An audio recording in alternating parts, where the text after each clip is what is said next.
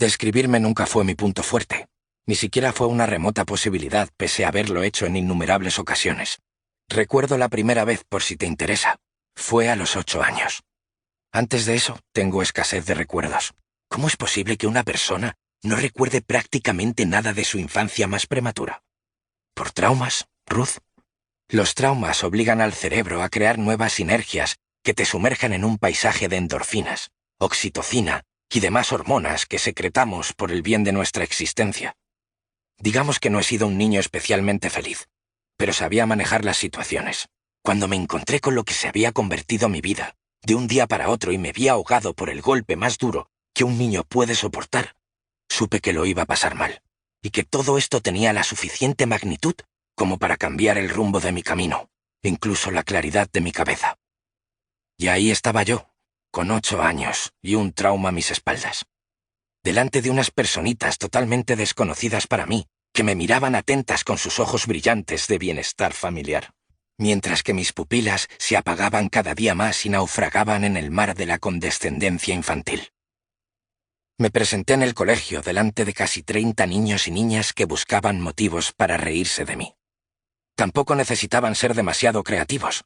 Aparte de mis piernas delgaduchas, llevaba unas gafas redondas que pedían a gritos ser pisoteadas, que las tiraran al suelo, rotas, hasta quedar destrozadas por acosadores en potencia. Siempre fui un niño de complexión pequeña con un cuello que paliaba la dimensión de mi cabeza. «Este chiquillo será muy listo», decían las profesoras simplemente por mis proporciones cráneoencefálicas. Algo que, a mi parecer, no era garantía de nada más que de burlas y de insultos. No tuve amigos, ni fui un ser sociable. Mi día a día consistía en ir a clase, prestar atención, callarme las respuestas cuando la profesora preguntaba para no alimentar el odio y la envidia de los compañeros, y volver a mi casa, a veces con el bocadillo digiriéndose en mi barriga, lo cual era un éxito, y otras con un hambre atroz porque me lo habían tirado a la basura, o habían escupido o meado en él. El camino de vuelta era largo y no había nadie que viniera a buscarme. Tuve que crecer demasiado pronto para lo que un niño podía soportar. Aprendí el recorrido más rápido hasta casa de mi tía, donde me esperaba siempre una nota escrita a mano y un vaso de cacao.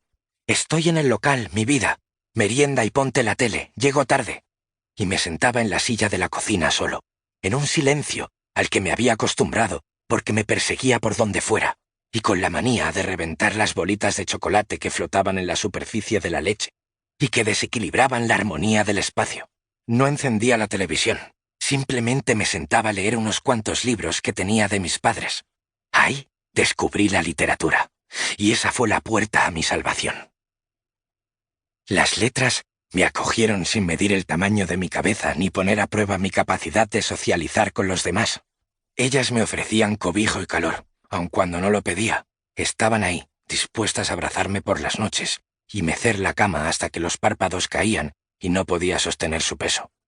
Tuve pesadillas con los cuentos de Edgar Allan Poe. Descifré enigmas con los clásicos de Agatha Christie. Me enamoré de la prosa de Carmen Boullosa, Octavio Paz o Lorca. Entendí el arte amatorio con José Zorrilla y me hice colega de un tal Manolito Gafotas, a quien me presentó mi gran compañera Elvira Lindo, y que podría ser la recreación de mi propia existencia en versión edulcorada. Lloré con Miguel Delibes casi por primera vez, y comprendí el tormento con Shakespeare. Viajé por todo el mundo de la mano de Kapuscinski o de Thomas Wolfe. Luché contra gigantes en forma de molinos con Don Quijote y contra totalitarismos en 1984. Sufrí por amor con el joven Werther, me embriagué los sentidos con Patrick Suskind y me reí a carcajadas con Eduardo Mendoza. Lo cierto es que cada día, en cada momento, encontraba una pequeña rendija para ponerme a leer, a devorar libros sin medida, a aislarme del resto y a encontrar mundos paralelos más o menos cómodos. La literatura fue una fuga a mi desastrosa infancia, aunque no todo el mundo la veía con buenos ojos. El profesorado le dijo en incontables ocasiones a mi tía que no podía seguir leyendo de esa forma. Se convertirá en un niño marginado con problemas para socializar. Y mi tía me miraba y me sonreía, como si a ella eso no le importara lo más mínimo.